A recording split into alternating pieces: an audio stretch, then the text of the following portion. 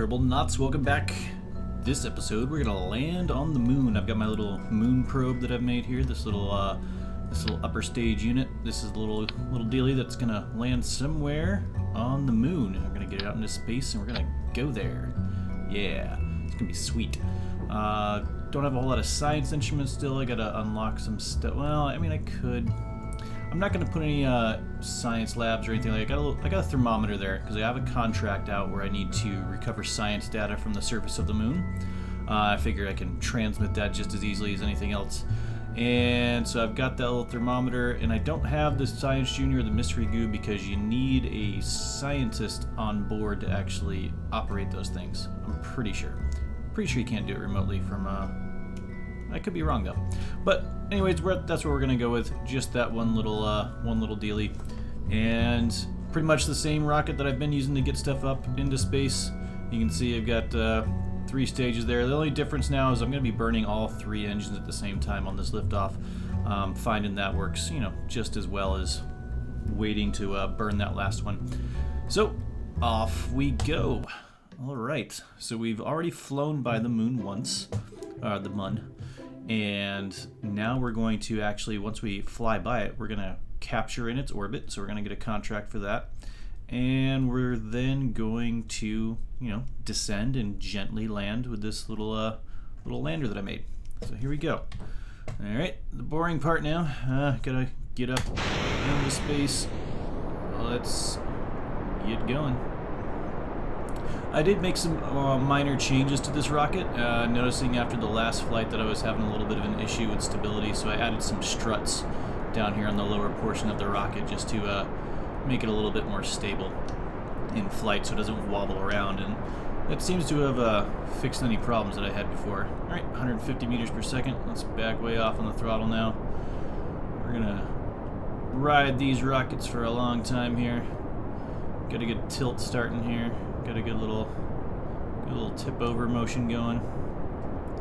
Start my what we call a gravity turn. They call it a gravity turn because you just give it a little bit of a tilt, and then gravity naturally just kind of pulls your rocket over to the side.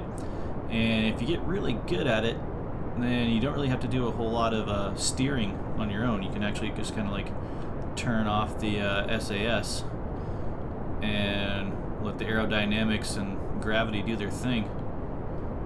Let's see how that's going. Yeah, because I'm at 10,000 now, so I need to start tipping way over to the 45-degree mark. Don't get too crazy there. Let's turn SAS back on. Alright, we're getting pretty high up there now. I'm going to start building up some speed, I think. Let's see how we're doing. 22,000. Yeah, let's go ahead and go full throttle there now. And last time I was able to get, last time I flew this rocket, I was able to get this apoapsis all the way up to about 78,000 before I ran out of fuel. And I even had a little bit left. So let's see how we're doing here. Oh, going a little fast. That's alright. So let's see, 50, 60, 64, 67, 70, there we go. That's pretty good. Losing it a little bit from drag there. Losing a little bit of height from drag. That's okay. Yeah, not bad. Still got a little bit of fuel left. Let me go ahead and tilt over to the horizontal now. And I'll use this last little bit of fuel in here to give a little bit of a boost. Pick the speed up a little bit. And let's see, how far away? Minute 16. We're gonna wait a little while. We're still in some atmosphere, still got some atmospheric effects going on. You can see that because my rocket is wanting to flip back to prograde because of the fins. So there is still a little bit of air, even though we're this high up. And we're not completely out of that until we're up to about 70,000. And I need to go ahead and start my burn. Alright, here we go. And separate. And let's see how we're doing. 75,000. There we go. All right. So I figure we'll send an unmanned probe to the Mun first because that's pretty much what we did for the Apollo missions. It's actually kind of interesting to look up and research the history of the Apollo missions and see how many failed attempts they had at just orbiting the moon and landing something on the moon. A lot of stuff went wrong, I guess. Not an easy task to accomplish. But I was reading on Wikipedia all kinds of missions, just kind of like, they tried to land and went kaboom instead. They were failures. They lost contact with the probes, or they crashed them into the surface. All kinds of crazy things. All right, we're still burning here, full throttle. So this, since the lander is so small, this actually has a good enough thrust-to-weight ratio. I've got quite a lot of delta V stored in my fuel here. So this stage that I'm burning right now is actually going to have enough fuel not only to get me into orbit, but it's going to have enough fuel not only to get me to the Mun. Not only is it going to have enough fuel to get me to the Mun, I can actually then get into orbit around the Mun.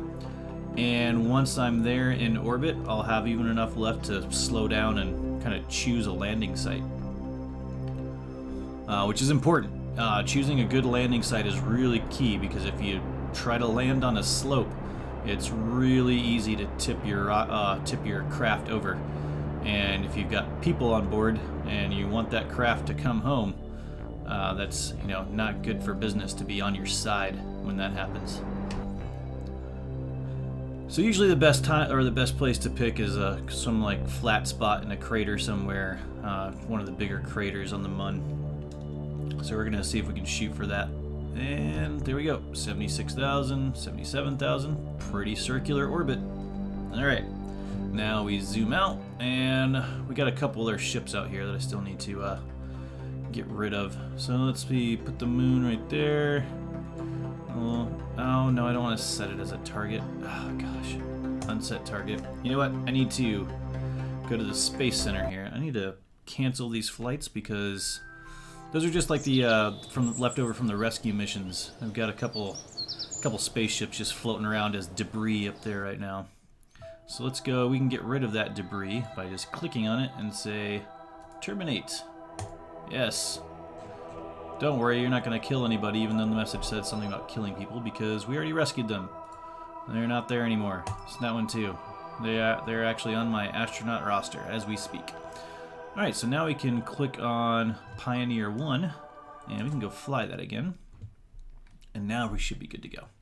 Won't be any of that crap getting in the way of making my maneuver nodes. Alright, here we go. So let's put the moon at 3 o'clock. Get us a good free return trajectory. Let's add a maneuver.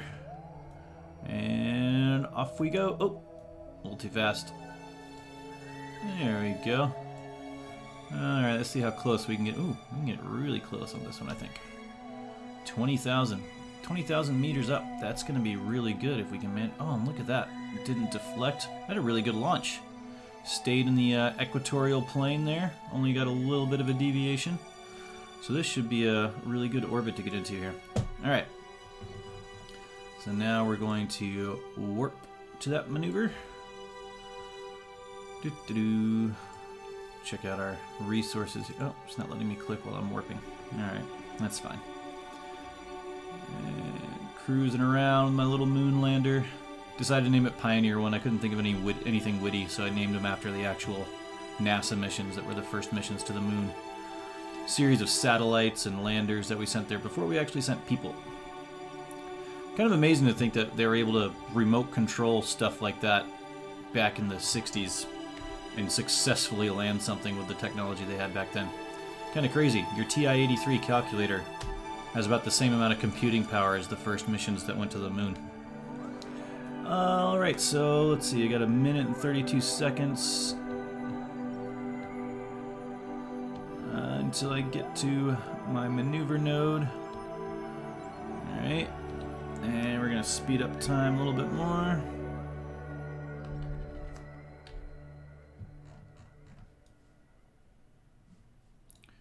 And wait till we get alright about there. 20. I should actually be burning now because this is going to take a long time. I should have actually started about 30 seconds ago. And it threw me off because it didn't give me my estimated burn. I'm not sure why it didn't give me an estimated burn time on there, but oh well. I just gotta hold this for 40 seconds or so.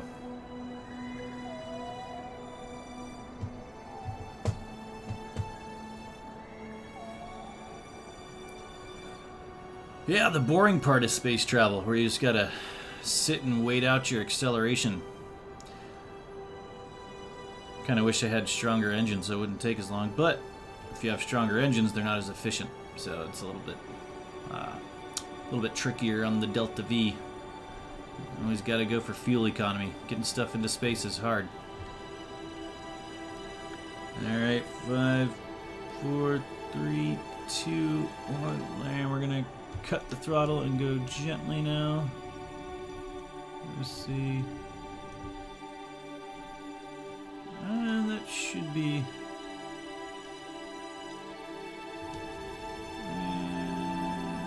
There we go. Overdid it. Overdid it just a little bit, but that's okay, because you can do a course correction once you get your initial encounter. So we've got our initial encounter there with the Mun. We're going to be, at our closest approach, we're going to be 100,000 meters, and I don't want to be that high. So halfway between the Earth and the Mun, or the Earth, halfway between Kerbin and the Mun, right about there, we're going to add a maneuver, and we're going to do a minor little course correction here. So I'm going to slow down some, and you can see that's actually going to have me crashing into the surface. So let's get that right there. And right there, that's telling me that if I make this course correction, I'll be 20,000, 19,000. Let's see if we can get a little lower. We want to get as low as we possibly can. 6,000 meters. That's a little too low. We might actually run into a mountain. Actually, how high are the mountains on the Mun? That's a good question. Ooh, 2,000. That was a little too much there. 15,000. That's good enough. 15,000. All right, so we got our maneuver set. And we're going to warp to it. And this burn is not going to take very... We only need to change our speed by 2.1 meters per second. And I got another 50 seconds here to get lined up. Okay. So if you find that you're having trouble maneuvering when you're out in space, when your engines aren't burning, what that generally means is the reaction wheels that you have for your ship aren't strong enough because your ship is too big. And actually, when I was practicing for this mission, I actually ran into that problem. So one of the things I did to kind of fix that problem was I put right here a small inline reaction wheel, which gives me a little bit more torque. Helps me spin the ship around while it's out there in space. So that, or putting RCS thrusters, but RCS thrusters require fuel, so that's, extra weight that you got to bring up into space besides just the thrusters. Okay, so let's go ahead. We got the maneuver planning spazzing out here a little bit. And there we go. 14,000. Oh, 10,000. Okay. Cool. So there's my encounter with the Mun. Let's go ahead and speed up. And let's get out there. Now, of course, you're going to want to try to land on the light side of the moon, which is another thing you can do with the course corrections. If you find, so let me just bring up the maneuver editor here. If you find that your encounter is going to start swinging you north or south of the equator, and you're going to be kind of getting into a circular orbit, well, not a circular orbit, but an inclined orbit, you can use these normal and anti-normal maneuver editors. So you can see if I point up, it's going to affect the orbit in these different ways. So if you were coming in at an angle and you wanted to fix that, you could use these maneuvers to kind of adjust it to try to stay in the same plane. Notice how if I line up my orbits like this, everything's pretty close to staying in the same plane in three-dimensional space there. So if you wanted to fix that, you can use the anti-normal and normal vectors. All right, let's go ahead, move on some more. Doing the time warp again. Let's do the time warp again. Rocky Horror Picture Show? Anyone? No? Okay. Let's keep going. Come on. All right, so now we've got our Mun encounter. So I'm going to set the focus on the Mun.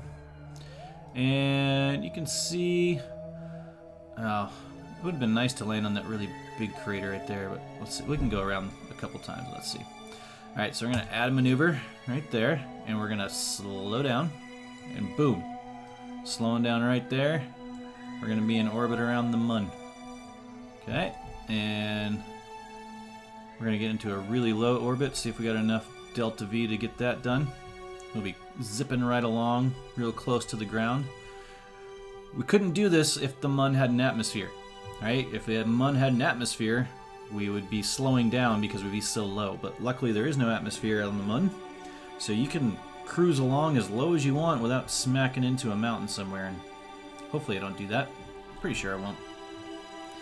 And so now we will accelerate to that maneuver. Let's go ahead and time warp. Warp to the next maneuver. And here comes my satellite into the field, and slowing down the time warp. I missed it. Why didn't it slow down the time warp all the way? Well, time to slow down. Kind of messed that up. Let's get rid of that. And well, let's try to get captured here.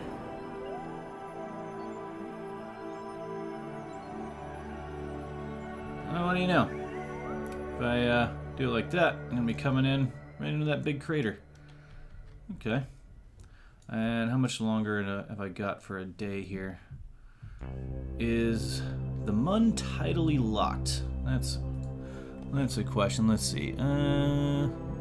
Atmospheric characteristics, no. Surface, ocean, atmosphere, resources, info. Blah, blah, blah, blah. Alright, well. My problem now is, though, that I'm not getting one of my contracts, which was to orbit the Mun. So let's actually orbit the Mun so we can get that contract in there. Alright, let's try this acceleration again, this time warp. Warp to next maneuver. Okay, there we go. And get pointed in the right direction. And bring it up there. Alright. So it doesn't look like I'm going to be able to get in that big crater. Oh, whoops. Still had the fuel going. It's alright. We got some room for some mishaps here. This is no problem. Okay. So with the Mun going around that way, I'm going to try to aim for this big crater over here. By the time I get around, hopefully I can get there. Alright. So let's see. We'll go ahead and start coming in for our approach. Let's get rid of this maneuver node. So, got my contract complete for orbiting the Mun. Got a good reward on that one. Got 85,000 bucks for my space fund. And let's go ahead and start planning our maneuver. I want to slow down. Right about there. That'll be good. Then we'll add another one. We'll do another maneuver to get us down into the crater. And actually, let's slow down time here. Let's actually use the normal and anti-normal vectors here to change our aim there. Get us actually pointed at that crater. That's that purple one on the bottom there. So that changes our angle slightly. There we go. Alright, how much fuel have I got left? Ooh, 7 seconds. I think I can do that. Let's see. Should have plenty of fuel. Time warp.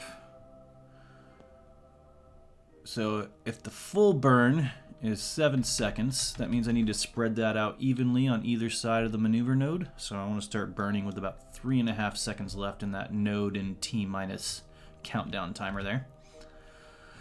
So here we go. And about 3, 2, 1, and go. Boom. And bingo.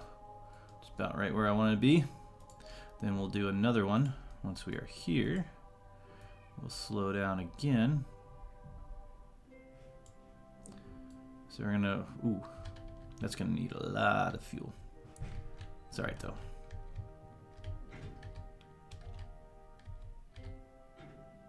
Okay. So now we can time warp to this maneuver. If it lets us. Come on.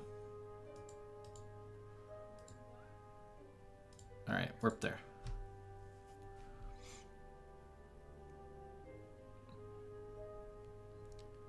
Ooh, and hopefully the crater is still there. Let's back this maneuver up a little bit.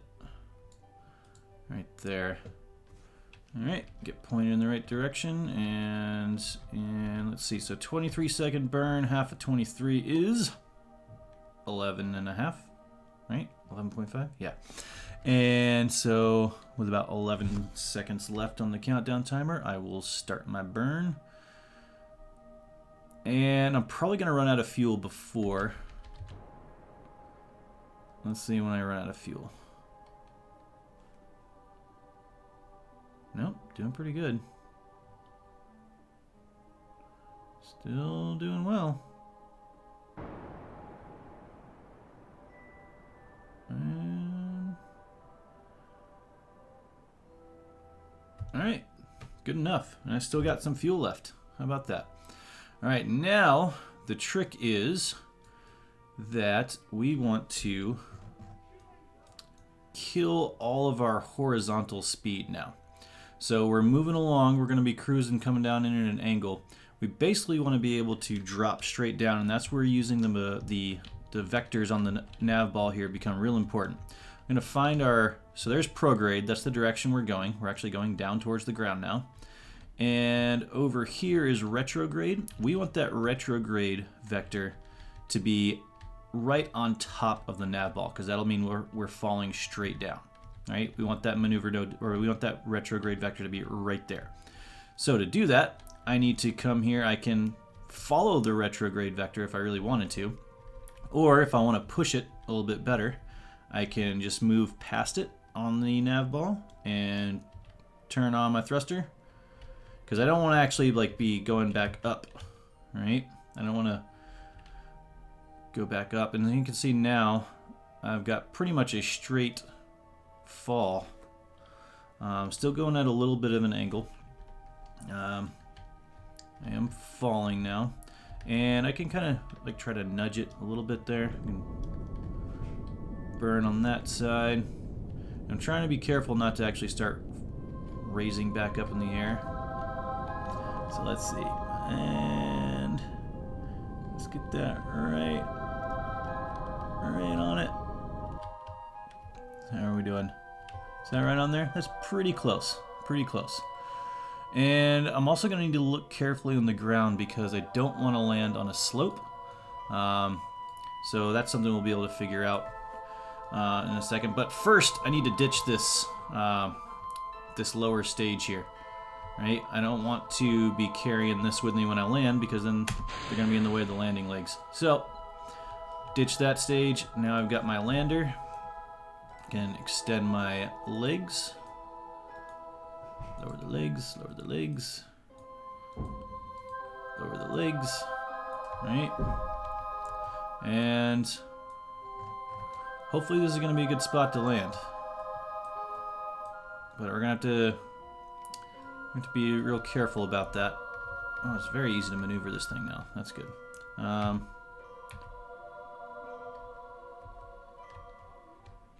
Alright. So one of the things you want to do to avoid confusion is lock the camera view to a particular orientation, so that what you do with the controls matches what you see on the screen. Because that can get really confusing sometimes. So like right now, when I press the W key, it's actually going to the right, which is not cool. So if I lock it, oh, that's kind of an interesting perspective. So that's the locked view. So it's always moving with the direction I move. So when I move with the W key, the whole screen goes up. And I can hit the V key again put it on auto, but that's the confusing one. So the free also, well, that's actually a little better. I like that one. All right, so I'm worried about being on the edge of this crater right here.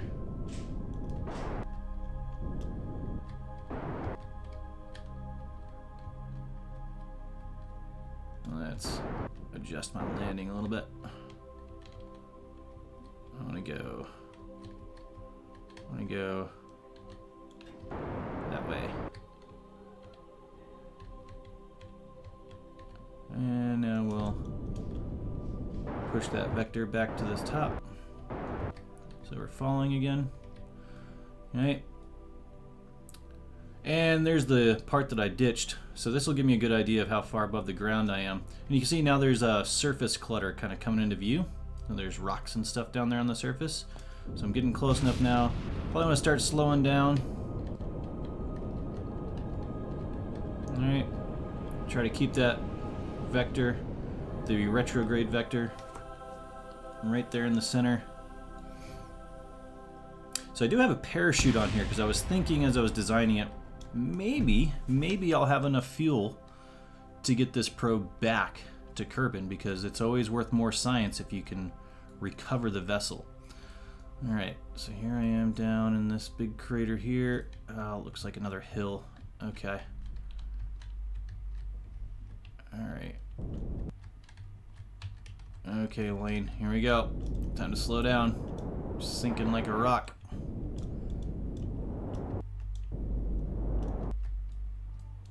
Gotta watch that speed. I'm not really sure how far above the ground I am, but I'm getting down in there. Getting down in that crater. Let's...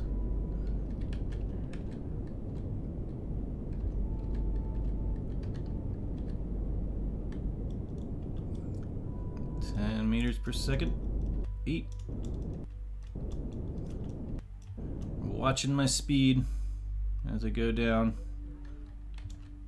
Try not to let it get going too fast here, but also I don't want to start going up again.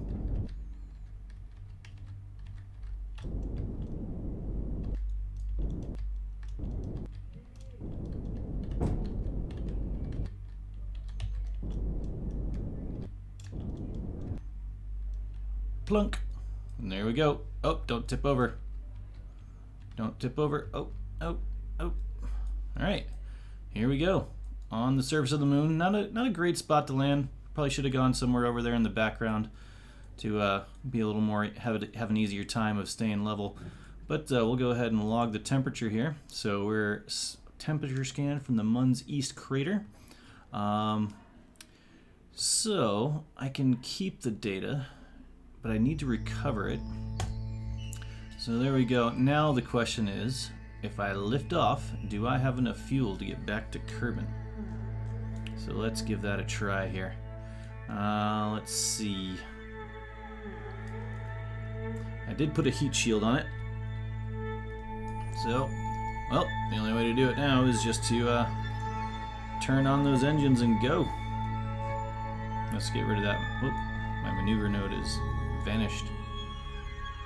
It's gone. Oh, there it is. Strange. Okay. Maybe it'll show back up when I lift off. Alright, here we go. And let's see what's happening. There we go. So, we have liftoff. A brave little Mun probe. We're going to make a little maneuver node here. There we go, prograde.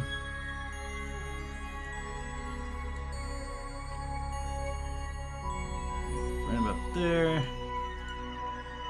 Let's warp to the next maneuver.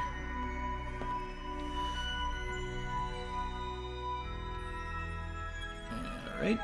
That's going to take 2 seconds of burning to get 130 delta V. Look at that. That is awesome delta V because I'm so small, right? We got a really, really lightweight and a powerful engine. So changing my speed by 130 meters per second, not a problem. Not a problem at all. Alright, 5, 4, 3, 2, 1, burn! Oh, and I'm out of fuel. Oh man, that's a bummer.